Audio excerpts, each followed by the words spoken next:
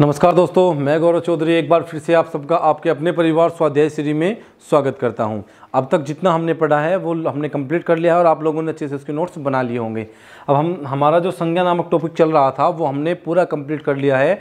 ये विकारी शब्द, ये हम सब कुछ विकारी शब्द पढ़ रहे हैं और विकारी शब्द के प्रकार हम पढ़ रहे हैं, जिसमें पहला टॉपिक संज्ञा था। अच्छे से हमने समझाया है आपको और आपने अच्छे से उसे याद भी कर लिया होगा और कंप्लीट नोट्स भी बना लिए होंगे। तो आज का जो हमारा टॉपिक होगा वो होगा सर्वनाम। क्या होगा? सर्वनाम। ठीक है बच्चों, अब हम देखते हैं सर्वनाम होता क्या है। सर्वनाम होता है ऐसे शब्द जो संज्ञा के स्थान पर प्रयोग किए जाते हैं। वे शब्द जो संज्ञा के स्थान पर प्रयोग किए जाते हैं सर्वनाम कहलाते हैं। क्या? सर्वनाम कहलाते हैं।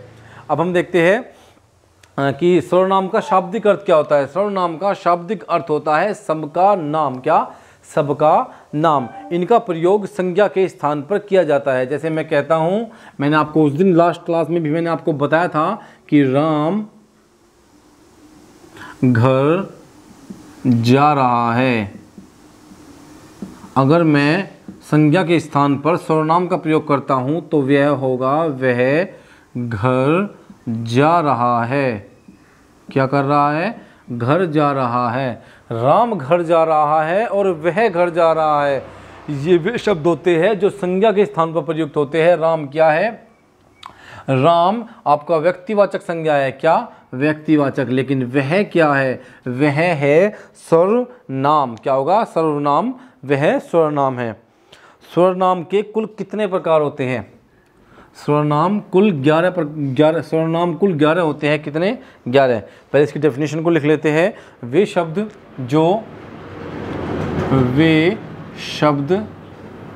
जो सर्वनाम के जो संज्ञा के स्थान पर वे शब्द जो संज्ञा के स्थान पर प्रयोग किए जाते हैं। संज्ञा के स्थान पर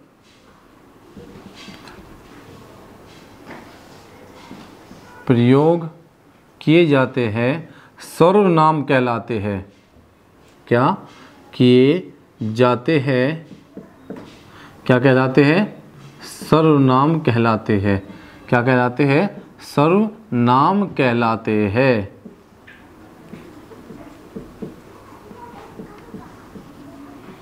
वे शब्द जो संज्ञा के स्थान पर प्रयोग किए जाते हैं सर्वनाम कहलाते हैं।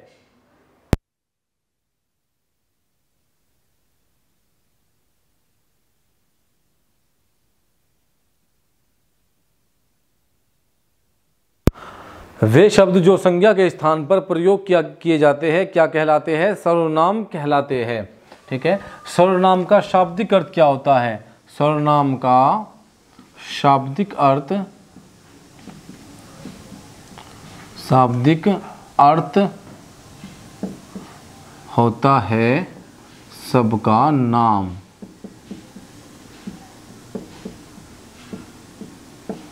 सबका नाम।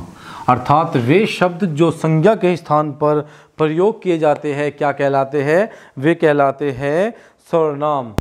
हिंदी में कुल 11 सर्वनाम होते हैं। हिंदी में कितने सर्वनाम होते हैं? हिंदी में कुल 11 सर्वनाम होते हैं।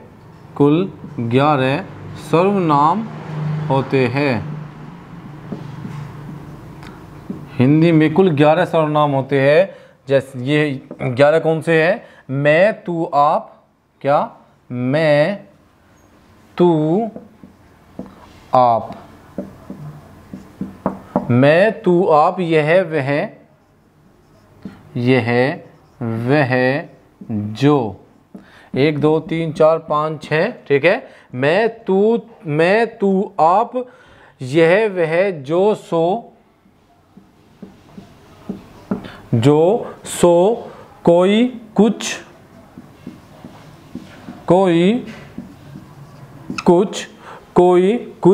कौन और क्या। क्या होंगे? कौन व क्या।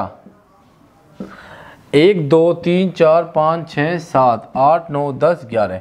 हिंदी में कुल कितने सर्वनाम होते हैं? अगर आपसे पूछा जाता है कि हिंदी में कुल कितने सर्वनाम होते हैं तो आप बता सकते हो कि हिंदी में कुल 11 सर्वनाम होते हैं। कितने? कुल 11 सर्वनाम होते हैं।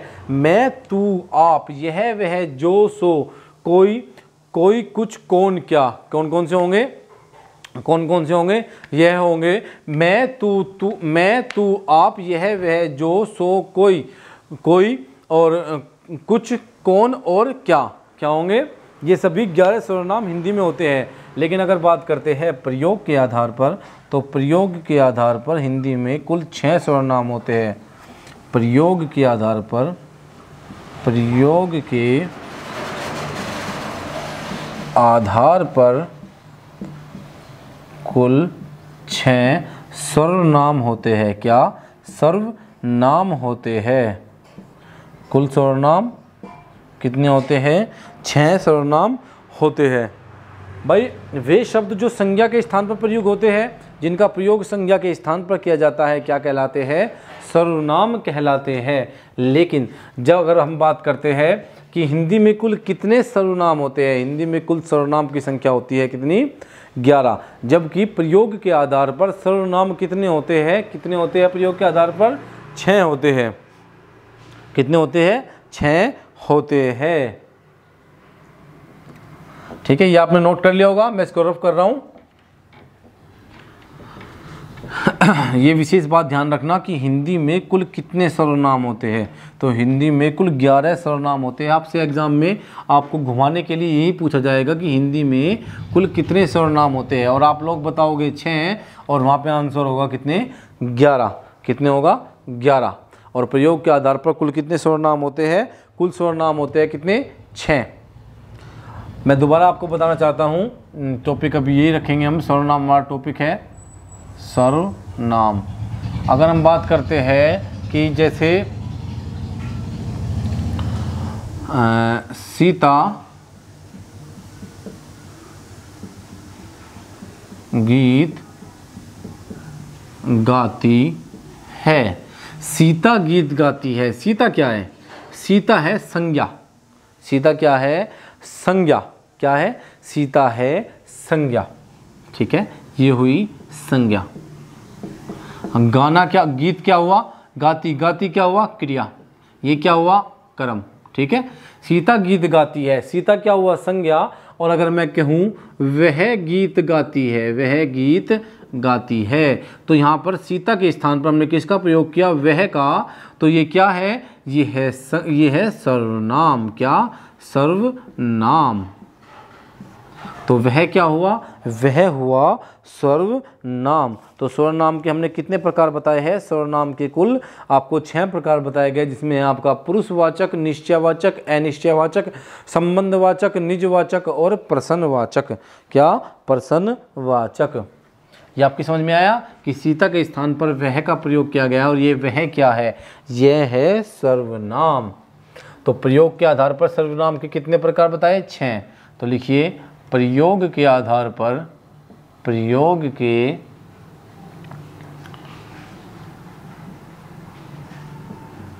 आधार पर, प्रयोग के आधार पर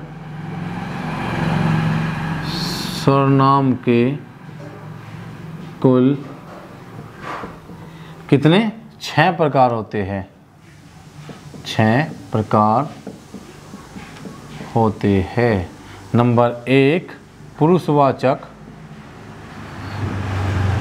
पुरुषवाचक सर्वनाम। नंबर 2 पर होगा निश्चयवाचक। क्या होगा? निश्चयवाचक, या फिर होता है निश्चितवाचक या निश्चयवाचक। क्या होगा?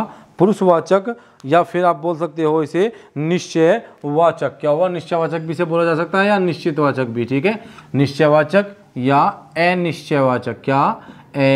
अनिश्चयवाचक। कितना? अनिश्चयवाचक। नंबर 4 पर होगा संबंधवाचक,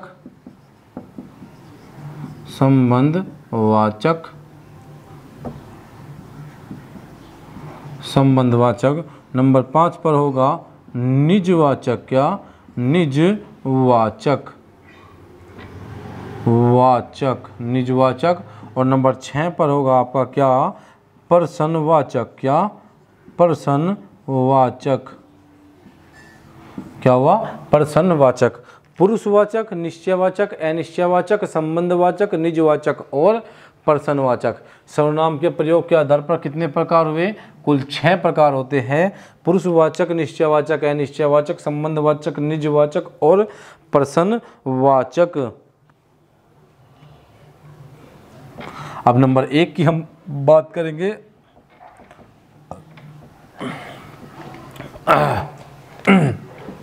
नंबर 1 की हम बात करते हैं, पुरुषवाचक सर्वनाम। वे शब्द जो, वे सर्वनाम शब्द जो, वे सर्वनाम, वे सर्वनाम। आप हेडिंग बनाइए अच्छे से, पुरुषवाचक सर्वनाम। अब हम बात करते हैं पुरुषवाचक सर्वनाम की। क्या, पुरुषवाचक सर्वनाम।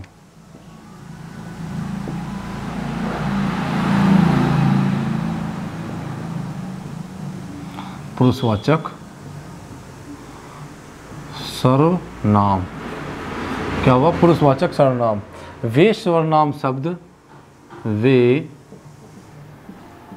सर्वनाम शब्द जो, वे सर्वनाम शब्द जो पुरुष के स्थान पर प्रयोग किए जाते हैं,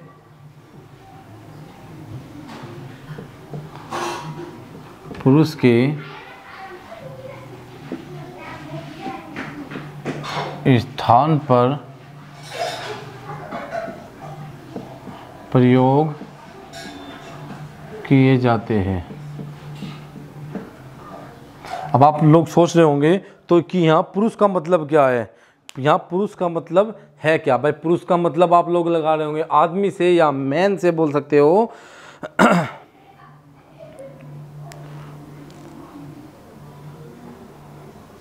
लेकिन ऐसा नहीं है। यहाँ पर पुरुष जो है, जो पुरुष शब्द है, जो ये पुरुष शब्द है, पुरुष शब्द यहाँ पर पुरुष शब्द स्त्री व पुरुष, पुरुष दोनों का बोध कराता है, दोनों का बोध कराता है। वे शब्द जो पुरुष के स्थान पर प्रयोग किए जाते हैं क्या कहलाते हैं, वे पुरुषवाचक सर्वनाम कहलाते हैं। लेकिन यहाँ पर जो पुरुष शब्द है वह स्त्री व पुरुष दोनों का बोध कराता है। ये मत सोचना कि बस यहाँ पर जो पुरुष शब्द है वो बस पुरुष शब्द का ही बोध कराता है, तो ऐसा नहीं है। यह पुरुष व स्त्री दोनों का बोध कराता है। किसका, पुरुष व स्त्री दोनों का बोध कराता है। इसे अच्छे से नोट कर लीजिए, आपकी समझ में आ चुका होगा ना। पुरुषवाचक सर्वनाम के 3 प्रकार होते हैं या 3 भेद होते हैं।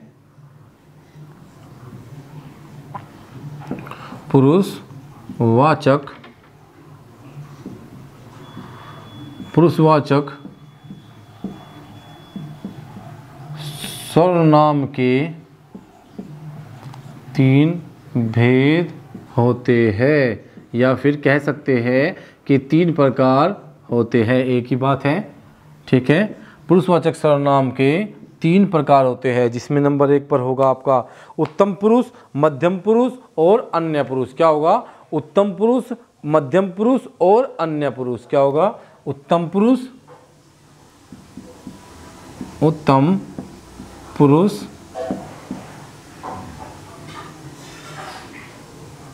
नंबर 2 पर है मध्यम पुरुष,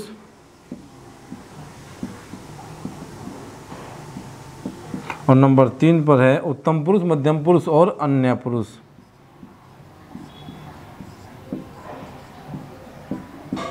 क्या होगा, अन्य पुरुष। उत्तम पुरुष, मध्यम पुरुष और अन्य पुरुष। भाई देखिए उत्तम पुरुष क्या होता है, उत्तम पुरुष में आता है भाई हम 2 लोग आपस में बात कर रहे हैं, जैसे मैं और आप आपस में बात कर रहे हैं। तो जब मैं अपने लिए बात करता हूं, जब मैं अपने लिए बात करता हूं तो क्या होगा, उत्तम पुरुष। और जब मैं आपके लिए बात करता हूं तो क्या होगा, मध्यम पुरुष। और जब हम दोनों बात कर रहे हैं लेकिन किसी तीसरे के विषय में बात कर रहे हैं तो क्या होगा, अन्य पुरुष। ठीक है ना, क्या होगा, अन्य पुरुष। ठीक है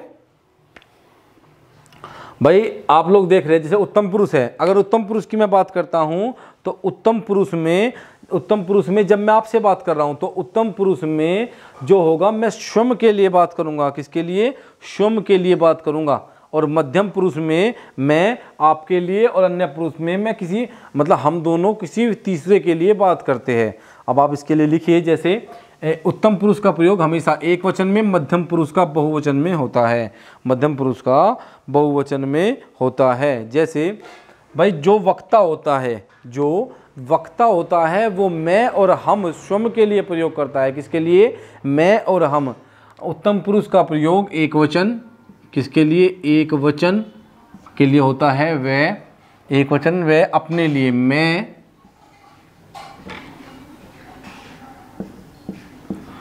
और या हम का प्रयोग किया जाता है।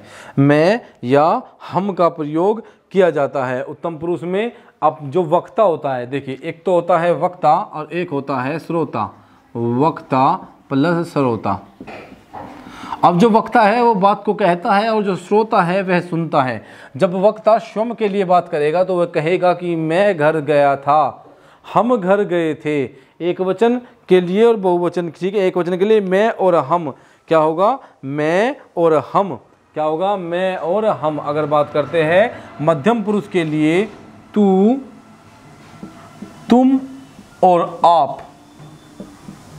भाई जब वक्ता जिससे बात कर रहा है उसके लिए शब्दों का प्रयोग करेगा तो ये कहेगा कि तू कहाँ गया था।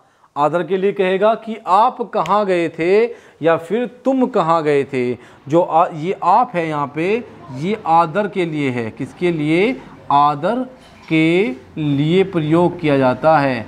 आदर के लिए प्रयोग होता है।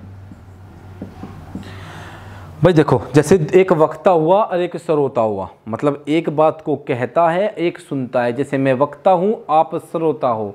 अगर आप मेरे सामने बैठे हो, बात को सुन रहे हो, तो मैं जो वक्ता हुआ वह बात किसे कहेगा, श्रोता को। लेकिन जब अपने बारे में श्रोता को कुछ बता, जैसे मैं घर गया था और या हम घर गए थे, अगर बात करते हैं हम, इसको यहाँ से रब कर देते हैं, आपकी समझ में आ गया होगा। इसको थोड़ा सा मैं इधर लिख देता हूँ, या आपने नोट कर लिया होगा, मैं और हम। ठीक है, मैं और हम। अगर बात करें उत्तम पुरुष में स्वयं के लिए बात करेगा, लेकिन जब दो व्यक्ति आपस में बात कर रहे हैं, जैसे मैं आपसे बात कर रहा हूं तो मैं वक्ता, आप श्रोता। लेकिन जब मैं आपके बारे में बात बताऊंगा, जैसे तू कहाँ गया था या तुम कहाँ गए थे, तो ये जो तू और तुम है ये मध्यम पुरुष क्या होगा, क्या ये मध्यम पुरुष में प्रयोग होते हैं। और यहाँ पे आप का भी प्रयोग होता है। लेकिन आपके लिए आपको ध्यान रखना है कि तू या तुम के अलावा हम आपका प्रयोग इसलिए करते हैं किसी को आदर देने के लिए। क्या, किसी को आदर देने के लिए, सम्मान के लिए हम आपका प्रयोग यहाँ पर करते हैं। क्या करते हैं, आपका प्रयोग यहाँ पर करते हैं। ठीक है, अब हम बात करते हैं अन्य पुरुष की। किसकी, अन्य पुरुष की। यहाँ पर वक्ता और श्रोता जब आपस में बात करते हैं तो वे किसी तीसरे की बात करते हैं। किसकी, किसी तीसरे की बात करते हैं। किसकी करते हैं, किसी तीसरे की बात करते हैं। वह और यह, ये और वे। अन्य पुरुष में वह, यह, ये और वे, इन शब्दों का प्रयोग होता है। किसका, इन शब्दों का प्रयोग होता है। ठीक है, जैसे अगर मैं वक्ता की और श्रोता की बात करूँ, मैं तीनों को दोबारा से आपको समझा रहा हूँ, समझने की कोशिश करना आपके लिए आवश्यक है। अब देखिए, जैसे दो, कैसे बताऊँ, ये हुआ वक्ता और ये हुआ श्रोता। ठीक है, वक्ता कहेगा और श्रोता सुनेगा। अब श्रोता और वक्ता, अब वक्ता ने कुछ कहा तो श्रोता सुन रहा है, तो इस सब ये वक्ता अपने लिए बात कहता है, खुद के लिए बात कहता है। इसने खुद के लिए बात की, खुद के बारे में बताया, तो मैं और हम का प्रयोग करता है उत्तम पुरुष के लिए। और अगर बात करता है जब श्रोता इसके लिए बात करता है, ये इसके लिए बात करता है, तो इसके लिए बात हो रही है। अब जा तो क्या होगी, तू, तुम और आप का प्रयोग भी हम यहाँ पे करते हैं। अगर बात करते हैं ये और ये आपस में बात कर रहे हैं, ये और ये आपस में बात कर रहे हैं, लेकिन बात हो रही है किसके लिए, बात हो रही है इसके लिए, इसके लिए, अन्य पुरुष के लिए।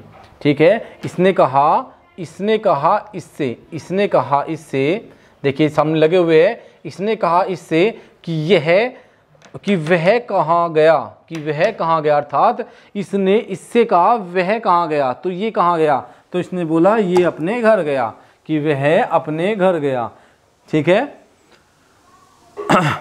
अगर बात करते हैं हम कि वे कहाँ गए, वे कहाँ गए, इसने कहा कि वे कहाँ गए, तो ये बताएगा कि वे स्कूल गए। क्या गए, स्कूल। अर्थात जब वक्ता श्रोता से किसी तीसरे के बारे में बात करता है तो वह कहाँ पे आएगा, अन्य पुरुष में। जब स्वयं के लिए बात करेगा तो उत्तम पुरुष में, और जब मध्यम पुरुष के लिए बात करेगा, जिससे बात कर रहा है उसी के बारे में कुछ कह रहा है, तो क्या होगा, तू और तुम आपके मध्यम पुरुष में। और जब किसी तीसरे के बारे में कोई बात करेगा, यह, वह, ये, वे, तो ये करेगा किसमें, आपके अन्य पुरुष में। ठीक है, ये आप लोग अच्छे से समझ गए होंगे। ठीक है, तो मैं इसे रब कर रहा हूं। अब हम देखते हैं आपका क्या देखते हैं, हम देखते हैं निश्चयवाचक सर्वनाम की, निश्चयवाचक सर्वनाम को हम देखते हैं। ये आपके अच्छे समझ में आया ना। वक्ता और श्रोता को हमेशा ध्यान रखना है, अपनी कॉपी में ऐसे ही बना लीजिए बच्चों। अगर कोई चीज़ अच्छी है, कोई चीज़ अगर अच्छी है, तो जैसे एग्जाम्पल के लिए अगर हम बात करते हैं, एग्जाम्पल के लिए अगर हम बात करते हैं चाय, अगर चाय अच्छी है तो कुल्हड़ में भी दे दो वो भी अच्छी लगेगी। अगर चाय अच्छी है, अच्छी चाय बनी है, तो चाय कागज़ से बने कप में भी दे दो तो भी स्वाद लगेगी, टेस्टी लगेगी, अच्छी लगेगी। लेकिन अगर चाय अच्छी नहीं है तो चाहे सोने के कप में दे दो तो भी अच्छी नहीं लगेगी। ठीक है, अब नकल तारने वाली बात अलग है कि यार वो सोने के कप में पी रहा है तो शायद वो अच्छी ही होगी। ऐसा नहीं होता कि सोने के कप में ही चाय अच्छी होगी या कुल्हड़ में ही चाय या कप में ही चाय अच्छी लगेगी। अगर चाय अच्छी बनी है तो वो कागज़ के कप में भी अच्छी लगेगी। ठीक है, उसी प्रकार मैं मानता हूँ कि सुविधाएं सोने पे सुहागा हो जाती है। सुविधाएं आसान कर देगी चीज़ों को, थोड़ा आपके लिए भी, थोड़ा हमारे लिए भी। लेकिन अगर हम अच्छा पढ़ा रहे हैं, अगर आप लोगों की समझ में आ रहा है तो वो बेस्ट ही रहेगा। वो आपकी समझ में अभी भी आएगा और जब सुविधाएं हो जाएगी जब भी आएगा। बस आप लोग सपोर्ट करते रहिए। ठीक है, वैसे भी अगर अच्छा पढ़ाया जाता है तो किसी फैसिलिटी की, मतलब किसी सुविधा की आवश्यकता नहीं होती। लेकिन अगर सुविधाएं है तो वो सोने पे सुहागा हो जाता है। क्या, सोने पे सुहागा हो जाता है और अच्छा हो जाता है। तो अब हम बात करते हैं निश्चयवाचक सर्वनाम की। नंबर 2 पर हम बात करते हैं निश्चयवाचक, निश्चयवाचक सर्वनाम की।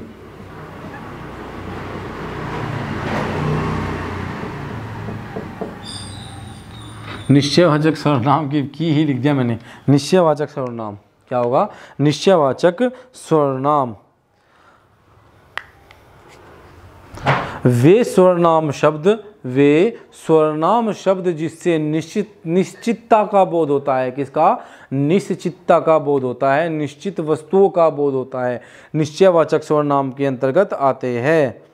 जब हम किसी निश्चित वस्तु या व्यक्ति का बोध करते हैं, वे सर्वनाम शब्द जो हमें किसी निश्चित व्यक्ति या निश्चित वस्तु का बोध कराते हैं, निश्चयवाचक सर्वनाम के अंतर्गत आते हैं। ठीक है,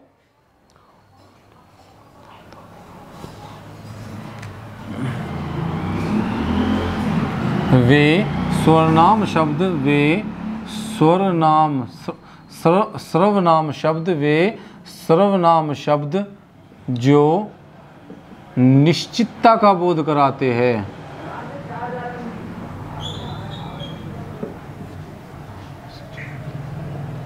का बोध कराते हैं,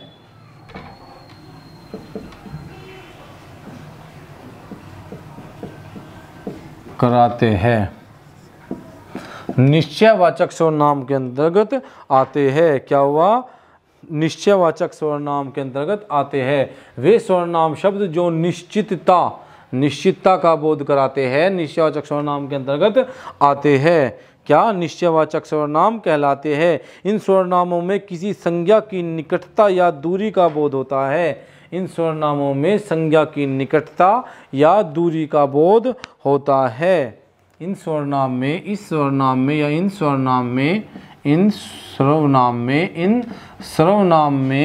संज्ञा की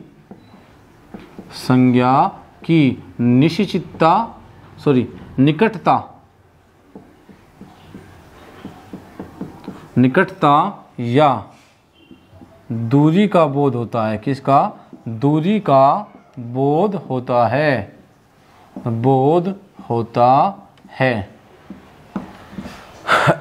सर्वनाम शब्द निश्चितता का बोध कराते हैं। वे सर्वनाम शब्द जो हमें निश्चितता का बोध कराते हैं। इन सर्वनाम में संज्ञा की निकटता या दूरी का हमें बोध होता है। जैसे यह तुम्हारी कलम है, यह निकट के लिए और वह दूर के लिए प्रयोग किया जाता है। इसमें निश्चितवाचक सर्वनाम में यह और वह का प्रयोग किया जाता है। निश्चितवाचक सर्वनाम में यह या वह का प्रयोग किया जाता है। निश्चयवाचक निश्चयवाचक सर्वनाम में यह और वह का प्रयोग होता है। जैसे यह मेरी कार है, यह मेरी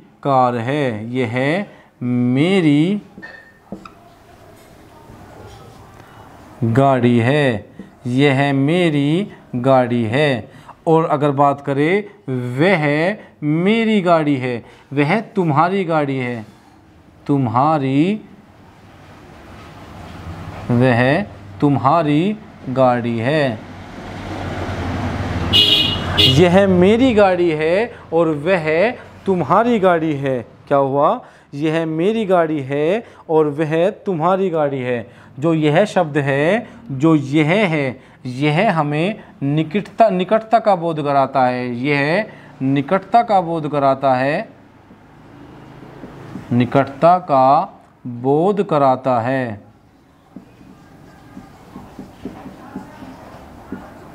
यह निकटता का बोध कराता है, जबकि वह हमें वह दूरी का बोध कराता है। क्या? दूरी का बोध कराता है। क्या होगा? वह दूरी का बोध कराता है। किसके लिए? यह निकटता का बोध कराता है और वह दूरी का बोध कराता है। ठीक है, ये समझ में आया होगा भाई। यह मेरी कार है, यह पास में खड़ी है तो यह मेरी कार है और वह तुम्हारी कार है। यह जा रहा है और वह जा रहा है ना? ऐसे होता है भाई। यह मेरी कार है और वह तुम्हारी कार है। ठीक है। यह मेरी कलम है, यह मेरी कलम है, यह मेरी कलम है। जो यह शब्द है हमें निकटता का बोध कराता है। क्या? निकटता का, पास होने का बोध कराता है। यह मेरी कलम है। और जबकि मैंने केला नहीं खाया, मैंने केला नहीं खाया, वह सड़ा था। मैंने केला नहीं खाया क्योंकि वह सड़ा था। क्या? सड़ चुका था या सड़ा था। मैंने केला नहीं खाया क्योंकि वह सड़ चुका था। भाई देखिए, यह मेरी कलम है, यह मेरी कलम है, ऐसा महसूस होता है, हमें निकटता का बोध होता है। भाई यह मेरी कलम है, यह पास में है, मैं कहने लगूँ यह मेरी कलम है, लेकिन वहाँ दूर पे कोई चीज़ है तो मैं बोलूँगा कि वह मेरी कलम है। क्या? वह मेरी कलम है, यह नहीं है, वह है। तो क्या हुआ, यह हमें निकटता का, समीपता का बोध कराएगा और वह हमें दूरी का बोध कराएगा। जैसे यह मेरी कलम है और मैंने केले नहीं खाए, मैंने केले नहीं खाए क्योंकि वह सड़ चुके थे। क्या? सड़ चुके थे। तो वह सड़ चुके थे अर्थात पहले की बात, दूर की बात कर रहा है। ठीक है ना? तो समझ में आया होगा आप लोगों की। आज के लिए हम इतना ही रखते हैं दोस्तों। लाइक करिए, शेयर करिए और सब्सक्राइब करिए। धन्यवाद।